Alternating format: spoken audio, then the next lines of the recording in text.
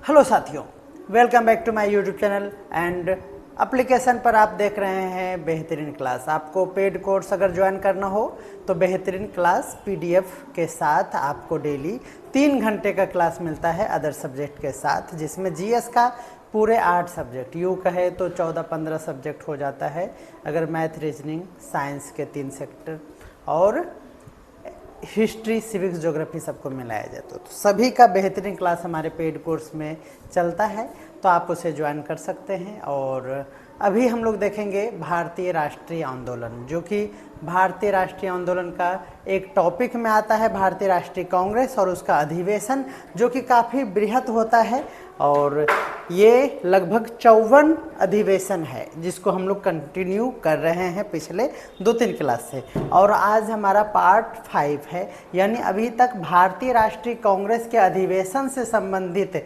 4 part हो चुका है। आज 5वां पार्ट में हम लोग देखेंगे 1900 ईस्वी से। जी हाँ, 1885 ईस्वी से ये प्रारंभ होकर 1947 ईस्वी तक चलता है। तो आज हम लोग 1900 से आगे बढ़ेंगे, लगभग 10 अधिवेशन को आज जल्दी से कवर करेंगे। और लेकिन कुछ भी छूटेगा नहीं, क्योंकि आप जान रहे हैं हमारा कंटेंट बोलता है, हमारा कंटेंट बेहतरीन होता है। बीपीएससी के लिए एकदम पैटर्न उसी का है, आप इसे यूपीएससी की तैयारी के लिए भी यूज कर सकते हैं। तो चलिए शुरू करते हैं आज का श्रृंखला। देखिए, हमने जब इसका अध्ययन कराया तो हमें ये लगा कि बहुत सारे अध्यक्ष, कांग्रेस के अध्यक्ष बहुत सारे ऐसे थे जिन्होंने एक से अधिक बार अध्यक्षता किया है। तो कन्फ्यूजन होता है, कभी कभी क्वेश्चन पूछ लिया भी जाता है। तो आपसे ये पूछा जाता है, जैसे कि पंडित जवाहरलाल नेहरू, इन्होंने 5 बार अध्यक्षता किया है। आप देख सकते हैं, ये लिस्ट दिया हुआ है, आप इसे स्क्रीनशॉट ले लीजिए, आपको पढ़ने में सुविधा होगा। आप ये देखिए, ये पंडित जवाहरलाल नेहरू ने 29, 36, 37, 38 और 39 में, यानी आज़ादी के आसपास में पंडित जवाहरलाल नेहरू को अध्यक्षता का भार दिया गया था। ध्यान में रखना, ये सबसे अधिकतम है 5 बार। इसी तरह से दादा भाई नौरोजी ने 3 बार। आप स्क्रीनशॉट ले लीजिए जल्दी से, क्योंकि इससे क्वेश्चन बनते हैं। ये जैसे देखिए, मदन मोहन मालवीय जी ने 4 बार, है ना। सुभाष चंद्र बोस ने 2 बार। और क्या क्या इसका मुद्दा था, जैसे कोलकाता में ये द्वितीय अधिवेशन था, याद रखना लाहौर का ये मुख्य फैक्ट था। और इसको विस्तार से हम आज के क्लास में आगे बढ़ाएंगे। आप स्क्रीनशॉट ले लीजिए और फिर आज का क्लास कंटिन्यू करते हैं।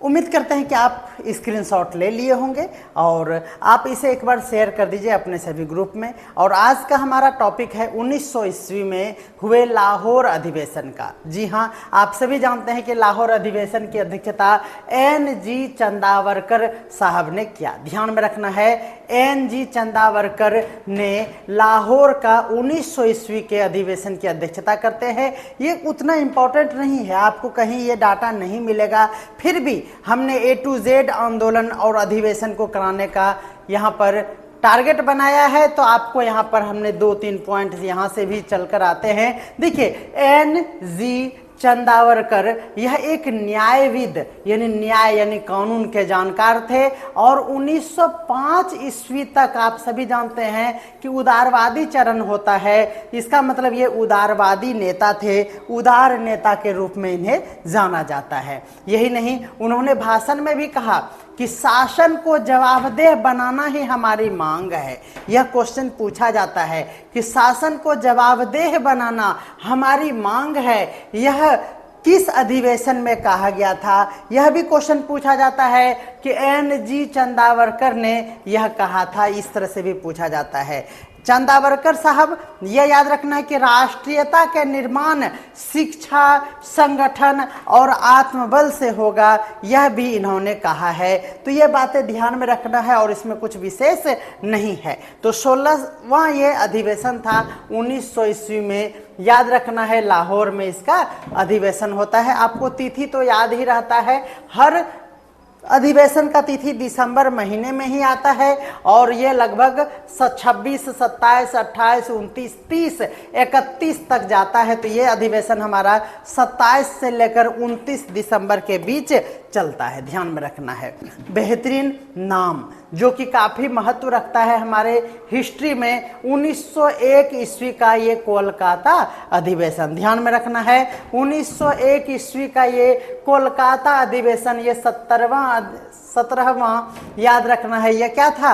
अधिवेशन था, जिसकी अध्यक्षता कौन करते हैं? दीनसा वाचा, ध्यान में रखना है। दीनसा वाचा का नाम पहले भी हमने बहुत ही अच्छे तरीके से समझाया था, कौन थे, किस तरह से इनका योगदान शुरू में भी बनता है और आखिर में जाकर यह 1901 ईस्वी में अध्यक्ष के रूप में भी यहाँ पर उनकी भागीदारी होती है। यह भी 26 से 28 दिसंबर 1901 तक ये अध्यक्षता करते हैं। इसकी भी दो बातें महत्वपूर्ण है, ज़्यादा कुछ इसमें भी नहीं है। दीनसा वाचा कांग्रेस के प्रमुख मॉडरेट नेताओं में से एक थे, यानी उदारवादी कहलाते थे।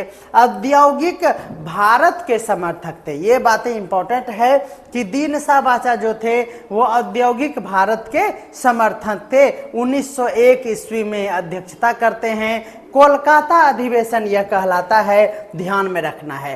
पहली बार, काफी इंपॉर्टेंट लाइन इससे भी बनता है, पहली बार कांग्रेस में जन जागरण और राष्ट्र निर्माण जैसे शब्दों का उल्लेख हुआ। आपसे क्वेश्चन ये भी पूछा जाता है कि राष्ट्र निर्माण या फिर हम ये कहें कि जन जागरण, राष्ट्र निर्माण और जन जागरण, जिस तरह से आपसे क्वेश्चन पूछा जाता है कि वंदे मातरम का सर्वप्रथम किस अधिवेशन में उल्लेख मिलता है, यही नहीं स्वराज शब्द का प्रयोग किस अधिवेशन में सर्वप्रथम किया जाता है, उसी तरह से आपसे क्वेश्चन प्रीवियस ईयर में पूछा गया है। क्या? तो नव जागरण का उल्लेख किस अधिवेशन में? तो याद रखना है कोलकाता अधिवेशन में। कब का? तो 1901 का। कितना अधिवेशन था? तो 17वां अधिवेशन था, 17वां याद रखना है। दीनसा वाचे जिसकी अध्यक्षता करते हैं, उसी में नव जागरण और राष्ट्र निर्माण जैसे शब्दों का यहाँ पर उल्लेख मिलता है। तो ये 17वां याद रखना है। उसके बाद 18 नंबर में भी अहमदाबाद में 1902 ईस्वी में अहमदाबाद में कांग्रेस का 18वां अधिवेशन होता है। 18वें अधिवेशन का डेट आपको यहाँ पर ध्यान में रखना है, 28 से 30 दिसंबर 1902 ईस्वी में होता है, जिसकी अध्यक्षता कौन करते हैं? तो एस सुब्रमण्यम अय्यर कहते हैं, ध्यान में रखना है। 1902 ईस्वी का हमारा अहमदाबाद एस सुब्रमण्यम अय्यर, ध्यान में रखना है। न्यायमूर्ति यानी ये न्यायविद थे जज के रूप में। एस सुब्रमण्यम अय्यर एक कानूनविद और धार्मिक सहिष्णुता के पक्षधर थे, यानी ये याद रखना है कि यह भी सहिष्णुता को मानने वाले थे और यह एक कानूनविद थे, न्यायविद थे, ध्यान में रखना है। अय्यर ने कहा, जब ये क्या थे? न्यायमूर्ति यानी कानूनविद थे, इन्होंने जरूर ये कहा होगा संविधान के भीतर क्रांति संभव है बशर्ते जनता सिर्फ क्या हो जाए? संगठित हो जाए। संविधान के भीतर क्रांति का संभव होना यह दिखाता है कि यहाँ पर उदारवादी चरण का अब अंतिम पड़ाव आ चुका है, यानी यहाँ पर अब उग्र नेताओं का भी यहाँ पर इंट्रोडक्शन होगा। यहाँ पर उग्र नेता भी इसमें अब एक्टिव होंगे, बढ़ चढ़ के बोलेंगे इसमें। तो ध्यान में रखना है कि कुछ ही सालों में उग्र नेताओं का भी यहाँ पर बेजोर प्रदर्शन होगा। तो उछल कूद होता है अगले मद्रास अधिवेशन के बाद, ध्यान में रखना है। 1903 ईस्वी का मद्रास अधिवेशन याद रखना है, ये 19वां अधिवेशन मद्रास में होता है 1903 ईस्वी में। जो डेट आपको ध्यान में रखना है वह है 28 से 30 दिसंबर 1902। लाल मोहन घोष, बिल्कुल आप सभी इस तरह से A to Z को आज तक नहीं पढ़ा होगा। लाल मोहन घोष ने 1903 ईस्वी में याद रखना है कि अध्यक्षता करते हैं, और वो जगह कहाँ था? तो ध्यान में रखना है मद्रास। क्या याद रखना है? मद्रास। याद रखना है कि लाल मोहन घोष जो है लंदन बार के पहले भारतीय बैरिस्टर में से एक थे, ध्यान में रखना है। लाल मोहन घोष के बारे में आपको ये जानकारी अच्छे से याद रखना है। यही नहीं, जैसे ही ये श्रृंखला खत्म होगा हम इस पे मिक्स 54 अधिवेशन का मिक्स किया हुआ MCQs लगातार कराएंगे, उसके साथ एक्सप्लेनेशन भी कराएंगे। तो आप हमारे साथ बने रहिए पेशेंस के साथ। लाल मोहन घोष लंदन में के बार एसोसिएशन में, याद रखना है, भारतीय बैरिस्टर के रूप में वर्क कर चुके हैं। इन्होंने आर्थिक शोषण पर यह कहा, क्या कहा? टैक्स भारत से, लाभ इंग्लैंड को। यानी यही बात हुआ कि ड्रेन ऑफ वेल्थ थ्योरी जो कि दादा भाई नौरोजी साहब ने दिया था। ध्यान में रखना है कि इस चीज को बार बार भारतीयों को समझाना पड़ रहा था कि यहां जागो, क्या हो रहा है तुम्हारे साथ। ये राष्ट्रीय भावना, उनकी चेतना को जागृत करना ही तो उद्देश्य था, जिससे कि क्या हो, आजादी का उद्देश्य पूरा हो सके। तो ध्यान में रखना है, यहां भी उन्होंने उस अधिवेशन में बताया कि टैक्स भारत से लिया जा रहा है, जबकि लाभ तो सिर्फ और सिर्फ इंग्लैंड को हो रहा है। प्रस्ताव में उन्होंने रेलवे की दरों में कमी की सिफारिश किया, श्रमिकों की सुरक्षा का भी उन्होंने याद दिलाया और भूमि सुधार पर भी उन्होंने चर्चा किया। लाल मोहन घोष का योगदान भी आपको ध्यान में रखना है। यही नहीं, 1904 ईस्वी का आता है हमारा बॉम्बे का वो अधिवेशन जिसकी अध्यक्षता सर हेनरी कॉटन ने करता। ध्यान में रखना है, सर हेनरी कॉटन ने 1904 ईस्वी के बॉम्बे अधिवेशन की अध्यक्षता करते हैं। 28 से 30 दिसंबर 1930 ईस्वी, आपको डेट याद रखना है। हेनरी कॉटन कांग्रेस के चौथे अंग्रेज अध्यक्ष थे। आपको जल्दी से कमेंट करना है, कमेंट आप लोग नहीं करते हैं इस क्वेश्चन का जो हम पूछते हैं आपसे। ये चौथे अंग्रेज अध्यक्ष थे। प्रथम अंग्रेज अध्यक्ष कौन थे? प्रथम अंग्रेज अध्यक्ष कौन थे, जल्दी से बताइएगा। प्रथम अंग्रेज अध्यक्ष कहें, प्रथम क्या कहें? अंग्रेज राष्ट्रपति कहें, अंग्रेज राष्ट्रपति कहें। हमने अच्छे से आपको बताया है कि प्रथम अंग्रेज राष्ट्रपति कौन थे और प्रथम राष्ट्रीय अध्यक्ष अंग्रेज चौथे और प्रथम अंग्रेज अध्यक्ष कौन थे, ये बातें ध्यान में रखना है। उसके बाद आता है 1905 ईस्वी। जी हाँ, 1905 का वो बनारस अधिवेशन, काफी इंपॉर्टेंट यह अधिवेशन 1905 ईस्वी। जी हाँ, परिवर्तन का एक नया दौर 1905 ईस्वी में। आप सभी जानते हैं वो घटना, याद रखना है। सबसे पहले तो हम लोग देख लेते हैं गोपाल कृष्ण गोखले। जी हाँ, अध्यक्ष थे बनारस के, याद रखना है। 1905 ईस्वी का 21वां अधिवेशन जो बनारस में हुआ, गोपाल कृष्ण गोखले साहब ने इसकी अध्यक्षता किया और वो डेट था 27 से 30 दिसंबर 1905 ईस्वी। 27 से 30 दिसंबर 1905 ईस्वी को बनारस में 1905 ईस्वी के अधिवेशन की अध्यक्षता करते हैं गोपाल कृष्ण गोखले साहब ने। ध्यान में रखना है, गोपाल कृष्ण गोखले ने अध्यक्षता किया और इसकी बातें ध्यान में रखना है, काफी इंपॉर्टेंट था। गोखले गंभीर विचारक, आर्थिक सुधारवादी और गांधी के राजनीतिक गुरु थे। यहां से क्वेश्चन बनते हैं, आप स्टार लगा लीजिए। याद रखना है, आपसे क्वेश्चन पूछे जाते हैं कि महात्मा गांधी के राजनीतिक गुरु कौन थे।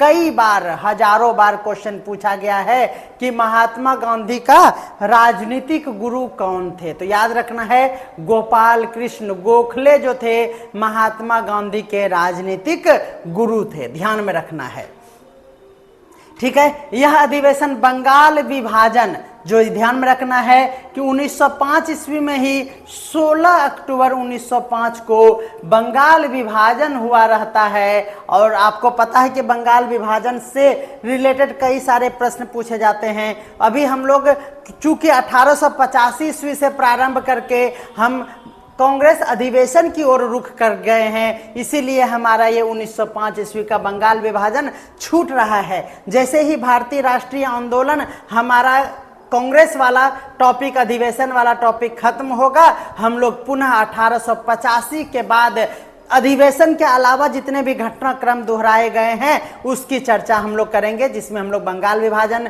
स्वदेशी मूवमेंट और सभी आंदोलन के बारे में भी अध्ययन करेंगे। तो हमारा ये कंप्लीट कोर्स अवेलेबल है भारतीय राष्ट्रीय आंदोलन का, ध्यान में रखना है। ध्यान में रखना है कि बंगाल विभाजन जो 16 अक्टूबर 1905 ईस्वी को हुआ था, उसके बाद ही तो दिसंबर महीने में, अक्टूबर नहीं नवंबर दिसंबर में यह अधिवेशन हो रहा था। यानी वो जख्म अभी ताजा था। बंगाल विभाजन का जख्म इंडियंस में काफी आक्रोश की भावना पैदा किया था, उसका जख्म यहीं पर तो आग उभरेगा। तो गोखले ने ब्रिटिश नीति की आलोचना करते हुए इसे फूट डालो और शासन करो कहा गया था। यानी यही हुआ कि यहाँ पर तोड़ने का प्रयास अंग्रेजों के द्वारा किया गया। तो इन्होंने कहा कि यही तो है फूट डालो और शासन करो की नीति, ध्यान में रखना है। इन्होंने कहा बंगाल विभाजन केवल प्रशासनिक ही नहीं बल्कि एक राजनीतिक षड्यंत्र है। आपसे क्वेश्चन पूछा जाता है कि बंगाल विभाजन के बारे में क्या कहा, तो ध्यान में रखना है, उन्होंने कहा कि बंगाल विभाजन केवल एक प्रशासनिक ही नहीं बल्कि एक राजनीतिक षड्यंत्र है। आपसे क्वेश्चन पूछा जाता है कि यह कथन किसका है, तो आपको ध्यान में रखना है यह कथन गोपाल कृष्ण गोखले साहब का है। स्वदेशी आंदोलन को संवैधानिक आंदोलन के रूप में मान्यता दी गई। स्वदेशी आंदोलन की शुरुआत हो जाती है जिसमें इसे एक संवैधानिक आंदोलन के रूप में देखा जाता है। संवैधानिक आंदोलन कहने का मतलब हुआ नरम दल। जी हाँ, संविधान के दायरे में रहकर हम गोली बंदूक बारूद का यूज नहीं करेंगे, हम बाबू भैया करके अनुनय विनय की नीति अपनाते हुए हम आंदोलन करेंगे। तो स्वदेशी आंदोलन क्या था, तो आपको पता चल गया कि यह एक नरमपंथी विचारधारा को फॉलो करने वाला आंदोलन था। इसीलिए इसे क्या कहेंगे, यह संवैधानिक आंदोलन के रूप में स्वदेशी आंदोलन को देखा जाता है, ध्यान में रखना है। गोखले ने उदार राजनीति को बचाने की कोशिश करते हुए कहा संविधान ही हमारा अस्त्र है। अब आप सोच लीजिए, चूंकि गोपाल कृष्ण गोखले जो थे वो गांधी जी के गुरु थे, तो जब गांधी जी उदारवादी तो उनके गुरु क्या उग्रवादी होंगे? नहीं होंगे। ध्यान में रखना, हमारे भाषाओं पर नहीं जाएंगे। तो वो भी एक उदारवादी नेता होंगे। तो गोपाल कृष्ण गोखले भी उदारवादी को सपोर्ट करने वाले थे। इसीलिए इन्होंने कहा कि राजनीति को बचाने की कोशिश उन्होंने किया और कहा संविधान ही हमारा क्या है, अस्त्र है। यह बातें आपको ध्यान में रखना है। आगे देखते हैं। उसके बाद 1906 ईस्वी आता है जहां पर फिर से कोलकाता में अधिवेशन होता है। हमने आपको प्लेस में कहां कहां कितने बार हुआ यह भी हमने आपको बताया, और किस व्यक्ति ने कितने बार अध्यक्षता की ये भी हमने आपको बताया। तो दोनों टॉपिक जो कंफ्यूजन भरा रहता है इसको हमने अच्छे से आपको समझा दिया है, कोई दिक्कत नहीं है। कमेंट कर दीजिएगा अगर कोई दिक्कत हो तो। ध्यान में रखना है कोलकाता का वो अधिवेशन जो 1906 ईस्वी में 22वां अधिवेशन ये था, दादा भाई नौरोजी साहब ने इसकी अध्यक्षता की। ध्यान में रखना है 1906 का यह अधिवेशन 26 से लेकर 29 दिसंबर तक चलता है। यह अधिवेशन कांग्रेस के इतिहास का अत्यंत निर्णायक रहा। जी हाँ, आपको यहाँ पर भनक लग गया था बंगाल विभाजन के बाद उग्रवादी और उदारवादी, जी हाँ, कट्टरपंथियों का भी यहाँ पर अब वर्चस्व आ गया था। तो बहुत ही यहाँ पर लफड़ा होने वाला है। तो 1906 ईस्वी का कोलकाता अधिवेशन आपको ध्यान में रखना है, जिसकी अध्यक्षता दादा भाई नौरोजी साहब ने करते हैं। यह अधिवेशन कांग्रेस के इतिहास का निर्णायक था। स्वराज शब्द का यहाँ पर पहली बार उपयोग किया था, कोई कंफ्यूजन नहीं है। इससे पहले भी जब स्वराज शब्द दादा भाई नौरोजी की अध्यक्षता में हमने आपको पढ़ा रहा था, इससे पहले अधिवेशन, तो याद रखना है कि वहां पर भी हमने स्वराज वर्ड जब आया था तो हमने विस्तार से कंफ्यूजन को समाप्त करते हुए आपको बता दिया था। ध्यान में रखना है, आपको पूरा सीरीज देखना है, टाइम व्यतीत करना है और आपका टाइम बर्बाद नहीं होगा, इसकी गारंटी मैं ले लेता हूं। दादा भाई नौरोजी यहाँ पर तीसरी बार अध्यक्ष बनते हैं। ध्यान में रखना है, दादा भाई नौरोजी को यहाँ तीसरी बार अध्यक्षता मिलती है और ये वरिष्ठतम नेता थे। आपको पता ही है, इसे ग्रैंड ओल्ड मैन कहा जाता है। ध्यान में रखना है, वयोवृद्ध, ध्यान में रखना है। स्वराज हमारा जन्मसिद्ध अधिकार है। बाद में इसी स्वराज को बाल गंगाधर तिलक के द्वारा यह अच्छे से भुंजाया गया था इस नारे के तहत, और ये गरम दल की ओर रुख करता है। ये बातें ध्यान में रखना है, बाल गंगाधर तिलक ने इसे जोर दिया। अधिवेशन में नरम दल और गरम दल दोनों सक्रिय थे, यानी यहाँ पर वो दोनों उग्र रूप से आंदोलन यानी इस अधिवेशन में वो पार्टिसिपेट कर रहे थे, लेकिन दोनों के विचार बिल्कुल अलग हुआ करते थे। बाल गंगाधर तिलक, लाला लाजपत राय और बिपिन चंद्र पाल, यानी इसी को कहते हैं बाल, लाल और पाल। ये याद रखना है कि बाल, लाल, पाल। बाल बोले तो बाल गंगाधर तिलक, लाल बोले तो लाला लाजपत राय और पाल बोले तो बिपिन चंद्र पाल इस मंच पर नेता के रूप में उभर कर आए थे, जो क्या थे, गरम दल के नेता थे। मुस्लिम लीग की भी स्थापना उसी ईस्वी में 1906 में ढाका में उसी समय आसपास में होता है, जो क्या कर रहे थे, तो कांग्रेस को चुनौती देने का काम कर रहे थे। ध्यान में रखना है कि 1906 ईस्वी में मुस्लिम लीग की स्थापना होती है। इस पर भी हम लोग एक वीडियो बनाएंगे निश्चित तौर पर। जैसे ही ये हमारा अधिवेशन का सीरीज खत्म होगा, आपको फिर से हर टॉपिक पर आपको वीडियो मिलेगा, तो आप निश्चिंत होकर इस सीरीज का लाभ उठाएं। ठीक है, तो याद रखना है यह अधिवेशन भारतीय राजनीति में स्वराज के साथ साथ स्वदेशी, जो एक नरम पंथी का विचारधारा था, संगठित जन चेतना में, याद रखना है यह एक ये क्या कहते हैं ना, ये राजनीति को जन्म देता है। ये बातें ध्यान में रखना है कि यहाँ पे क्या होता है, गरम और नरम दल में याद रखना है उग्र रूप से यहाँ पर क्या होता है, तो बहस भी छिड़ता है और इस पर चर्चाएं भी होती हैं, मतभेद भी होता है। ध्यान में रखना है 1906 ईस्वी में गरम दल के नेता लाल बाल पाल सक्रिय रूप से यहाँ पर नेता बनकर उभर कर आते हैं। तो सिंपल सी बात है, अब गरम दल का यहाँ पर युग शुरू होगा। तो ध्यान में रखना है कि 1907 ईस्वी का ये सूरत अधिवेशन ही तो है, जहां पर सूरत यानी हम कहते हैं कि हम किसी भी सूरत में अब तुम्हारे साथ नहीं रहेंगे। सूरत अधिवेशन में गरम दल और नरम दल का यहाँ पर विभाजन हो जाता है। तो ध्यान में रखना है, अध्यक्ष उस समय ये भी विवादित रूप से निर्वाचित हुआ करते थे या हुआ करते हैं इस रास बिहारी घोष को। इसमें भी विवाद हुआ था। जी हाँ, यहाँ पर तिलक भी गरम दल के जो नेता हुआ करते थे वह अध्यक्ष बनना चाहते थे। इस विवाद के रूप में यहाँ पर एक बीच का रास्ता अपनाते हुए रास बिहारी घोष को अध्यक्ष के रूप में निर्वाचित किए जाते हैं।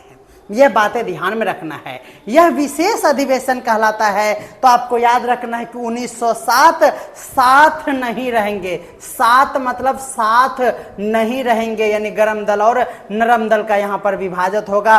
किसी भी सूरत में हम साथ नहीं रहेंगे। साथ यानी 1907 ईस्वी में ध्यान में रखना है आपको सूरत का यह अधिवेशन ध्यान में रखना है। किसी भी सूरत में हम साथ नहीं रहेंगे। ध्यान में रखना है रास बिहारी घोष। याद रखना है 26 से 27 दिसंबर 1907 ईस्वी को इसकी अध्यक्षता चलती है, यानी इसका अधिवेशन चलता है। यहाँ पर कांग्रेस का विभाजन वर्सेस याद रखना एक्सट्रीमिस्ट, यानी यहाँ कांग्रेस का विभाजन हो गया है। कांग्रेस बिल्कुल सही है, कांग्रेस का विभाजन यानी दो भागों में बट जाता है। गरम दल अलग हो जाते हैं और उदारवादी नरम दल अलग हो जाते हैं। तो ध्यान में रखना है 1907 ईस्वी में कांग्रेस का विभाजन होता है। बंगाल का विभाजन 1905 ईस्वी में ध्यान में रखना है। ठीक है, चलिए नेक्स्ट देखते हैं। यह अधिवेशन कांग्रेस के इतिहास में सर्वाधिक विवादास्पद और निर्णायक रहता है। गरम दल के नेता जो तिलक, लाजपत राय और बिपिन चंद्र पाल, बाल, लाल, पाल और नरम दल के नेता जो हुआ करते थे गोपाल कृष्ण गोखले, फिरोज शाह मेहता, इनके बीच क्या होता है, दो गुट बन जाता है और यहाँ पर टकराव चरम सीमा पर होता है। इतना चरम सीमा पर होता है कि बहुत ही ज्यादा विरोध होता है। क्या ही कहें, बाल गंगाधर तिलक अध्यक्ष यहाँ पर बनना चाहते थे, पर नरम दल ने उसका विरोध किया और इसी के कारण यहाँ पर अध्यक्ष को निर्वाचित किया गया और रास बिहारी घोष को अध्यक्ष बनाया गया।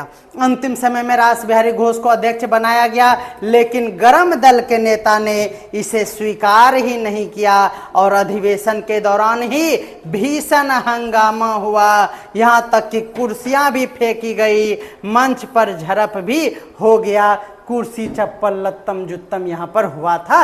ये बातें सभी जानते हैं।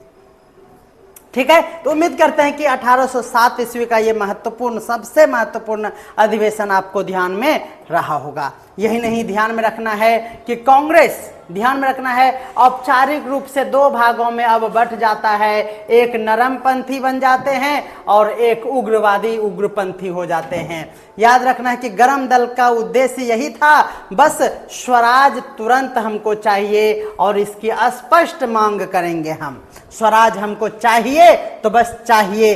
क्यों? क्योंकि इन्होंने कहा कि स्वराज हमारा जन्म सिद्ध अधिकार है और ये मेरे बाबू का है, हम लेब्बे करेंगे, एकदम गर्दा उड़ा देंगे। तिलक साहब ने जोरदार यहाँ पर इसकी मांग किया, जबकि नरम दल क्या चाहते थे? इसमें सुधार चाहते थे, अनुनय विनय के साथ, वह संवैधानिक सुधार के साथ आगे बढ़ना चाहते थे। ध्यान में रखना है, तिलक ने यहीं पर कहा स्वराज मेरा जन्मसिद्ध अधिकार है और ये मैं इसे लेकर रहूंगा। ब्रिटिश सरकार ने मौके का लाभ उठाया और गरम दल और नरम दल में, याद रखना है कि गरम दल का उन्होंने दमन शुरू कर दिया। तिलक को 1908 ईस्वी में, 7 के बाद 8 ईस्वी में देशद्रोह के आरोप में गिरफ्तार कर लिया गया और यह अधिवेशन भारतीय स्वतंत्रता संग्राम के दूसरे चरण की शुरुआत मानी जाती है। आपसे क्वेश्चन पूछा जाता है कि स्वतंत्रता आंदोलन के दूसरे चरण, जहां पर नरमपंथी विचारधारा को बायकॉट करते हुए, बहिष्कार करते हुए गरम दल का यहाँ पर युग शुरू होता है, इसीलिए इसके कहा जाता है कि यह भारतीय राष्ट्रीय आंदोलन के इतिहास में दूसरा चरण होता है। और ये बातें स्पष्ट रूप से यहाँ पर समझ में आता है कि क्यों और कैसे ये होता है। उम्मीद करते हैं कि आप इसे समझ पा रहे होंगे। आगे देखते हैं, 1908 ईस्वी में फिर अगले साल रास बिहारी घोष के द्वारा ही अध्यक्षता की जाती है। ये बातें ध्यान में रखना है। 1908 ईस्वी सूरत अधिवेशन, नरम दल गरम दल के विभाजन के बाद 24वां अधिवेशन होता है। 28 से 30 दिसंबर तक ये आयोजन होता है। विशेष ये है कि विभाजन के बाद कांग्रेस को पुनः संगठित करने का प्रयास किया जाने लगा। जी हाँ, यहाँ पर अंग्रेजों का मनसा पूरा हो जाता। अंग्रेज चाहते ही थे कि मैं फूट डालूं और शासन करूं। इसके तहत गरम दल के नेता को बाल गंगाधर तिलक को गिरफ्तार भी कर लिया गया। तो याद रखना है कि इसी का फायदा ना उठा ले, इसीलिए फिर से यहाँ पर पुनः संगठित करने का प्रयास किया गया और यह अधिवेशन सूरत के विभाजन के बाद हुआ और कांग्रेस अब केवल नरम दल के हाथ में ही था, चूंकि गरम दल के नेता इससे बाहर हो गए थे, दो टुकड़ों में बंटकर। ध्यान में रखना है, गरम दल पूरी तरह से कांग्रेस से बाहर कर दिए गए थे। ब्रिटिश सरकार ने तिलक, लाजपत राय जैसे नेताओं पर कारावास और नजरबंदी लागू कर दिया था। रास बिहारी घोष ने कांग्रेस को संवैधानिक मंच पर बनाए रखने की पुरजोर कोशिश भी इन्होंने किया। यानी भारतीय राष्ट्रीय कांग्रेस का ये एक छवि खराब ना हो जाए, इसीलिए इन्होंने काफी योगदान दिया इसमें कि इसकी एकजुटता कायम रखे, हम अंग्रेजों के सामने विरोध का रुख ना दिखाएं, हम एक है, एकजुट है, इसका उन्होंने भरपूर प्रयास किया। ध्यान में रखना है। नेक्स्ट देखिएगा, अगला है हमारा क्या, तो लाहौर का पुनः अधिवेशन होना। लाहौर में कितने बार अधिवेशन हुए थे आपको हमने बताया था, क्या आपको याद है? आप हमें कमेंट करके बता सकते हैं, प्लीज़ हमें कमेंट करिए। कमेंट नहीं कर पा रहे हैं तो आप हमारे चैनल को क्या कर लीजिए, सब्सक्राइब कर लीजिए, ठीक है ना। तो चलिए, 1909 ईस्वी का वो लाहौर अधिवेशन जहां पर पंडित मदन मोहन मालवीय जी अध्यक्षता करते हैं। ध्यान में रखना है, मार्ले मिंटो सुधार के विरुद्ध तीव्र आलोचना इस आंदोलन में किया जाता है। आपको मार्ले मिंटो सुधार के बारे में विशेष जानकारी इस क्लास में ही, इसी श्रृंखला में मिल जाएगा। आप निश्चिंत होकर बने रहें, हमारे पास विश्वास के साथ जुड़े रहें। ध्यान रखना है, मदन मोहन मालवीय जी एक गंभीर शिक्षाविद थे, उदारवादी राष्ट्रवादी थे और बनारस हिंदू विश्वविद्यालय के संस्थापक थे। ये बातें आपको ध्यान में रखना है। बनारस हिंदू विश्वविद्यालय के संस्थापक थे मदन मोहन मालवीय जी। ये बातें आपको ध्यान में होगा भी, अगर नहीं है तो याद रख लीजिएगा। यह अधिवेशन इंडियन काउंसिल एक्ट 1909 यह याद रखना 1909 मार्लो मिंटो सुधार पर ही केंद्रित रह गया। चूंकि ये सुधार भारतीयों को पसंद नहीं था, इसीलिए उन्होंने उसकी आलोचना किया और यह अधिवेशन उसी को समर्पित है। ध्यान में रखना है, इस अधिवेशन में मुस्लिमों को अलग निर्वाचन मंडल देने की मांग करता था। ध्यान में रखना है, इसीलिए इसका विरोध हुआ था। और यही तो है फूट डालो और शासन करो का यहाँ पर बीज बोया जाता है। ध्यान में रखना है, मालवीय जी को कहना पड़ा हम सामूहिक राष्ट्र हैं, हमें धार्मिक आधार पर बांटा नहीं जा सकता है। बिल्कुल, अंग्रेजों ने बार बार बांटने का प्रयास किया, जहां पर गर्म दल और नरम दल में विभाजन हो भी गया, तो अंग्रेजों का मंशा यहां पर कुछ कामयाब होता दिख रहा है। इसीलिए मदन मोहन मालवीय जी बहुत ही प्रतिष्ठित सम्मानित शिक्षाविद जिन्होंने प्रयास किया और यह कहा भी कि हम सामूहिक राष्ट्र हैं और हमें धर्म के आधार पर बांटा नहीं जा सकता है। मालवीय जी का कहना है ब्रिटिश सुधार नहीं, भारतीय एकता ही स्वतंत्रता का रास्ता है। भारतीयों में एकता का इन्होंने पुरजोर समर्थन किया। ये बातें ध्यान में रखना है। उसके बाद आता है हमारा 1900, बिल्कुल ध्यान में रखना है, 1910 ईस्वी का फिर से कोलकाता अधिवेशन, जहां पर सर विलियम वेडरबर्न पुनः एक बार अध्यक्षता करते हैं। ध्यान में रखना है, वेडरबर्न ने पुनः कोलकाता का अधिवेशन 1910 ईस्वी में किया। 26 से लेकर 29 दिसंबर 1910 ईस्वी तक इसकी अध्यक्षता मतलब अधिवेशन चलता है। वेडरबर्न कांग्रेस के पहले अध्यक्षों में से एक थे और अंग्रेज होते हुए भी इन्होंने भारत के स्वराज का समर्थन किया। वेडरबर्न एक ऐसे अध्यक्ष थे जिन्होंने अंग्रेज होते हुए भी भारतीयों के स्वराज का इन्होंने क्या किया, समर्थन किया। कांग्रेस ने अलग निर्वाचन मंडल को राष्ट्रीय एकता के लिए घात बताया था। मुस्लिमों ने अलग निर्वाचन मंडल का मांग कर दिया था और इसे उन्होंने क्या बताया, तो हमारे इस भारतीय राष्ट्रीय आंदोलन में राष्ट्रीय एकता में उन्होंने इसके लिए इसे घातक बताया। ध्यान में रखना है, सर विलियम वेडरबर्न। तो ध्यान में रखना है, ये अधिवेशन आपको 1900 से लेकर 1910 तक कोलकाता का अधिवेशन तक ये आज का क्लास रहेगा।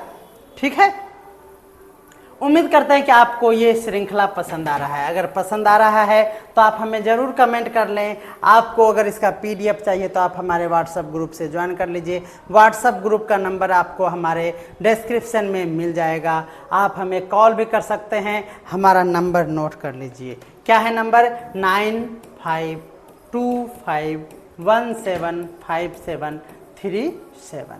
इस पे आप हमें कॉल करके कोई भी हेल्प ले सकते हैं। आपके लिए हम सदा तत्पर रहते हैं। ध्यान में रखना है, काफ़ी गर्मी है और अभी के आज थोड़ा शेड्यूल इधर उधर हो गया, कंटेंट नहीं बन पाया था। कंटेंट बनाने में बहुत सारी रिसर्च की ज़रूरत होती है, इसको टाइपिंग करना एक चैलेंज होता है।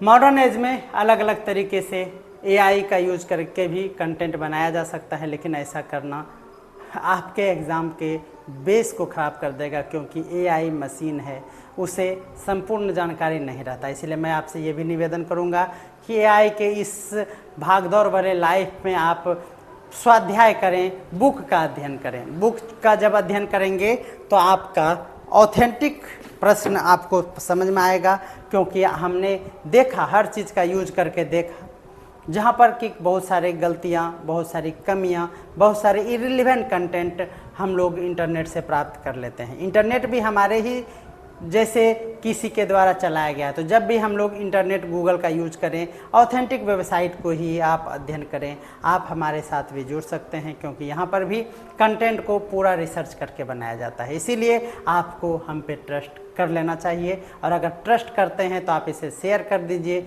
और हमें सपोर्ट कीजिए। हमारा एक चैनल नया है, आप हमें सपोर्ट करेंगे तो हमारा उत्साह उमंग और भी बरकरार रहेगा। तो मिलते हैं अगले क्लास में जल्द ही।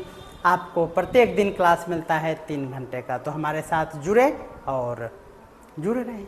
मिलते हैं अगले क्लास में जल्दी, तब तक के लिए सभी को बाय बाय।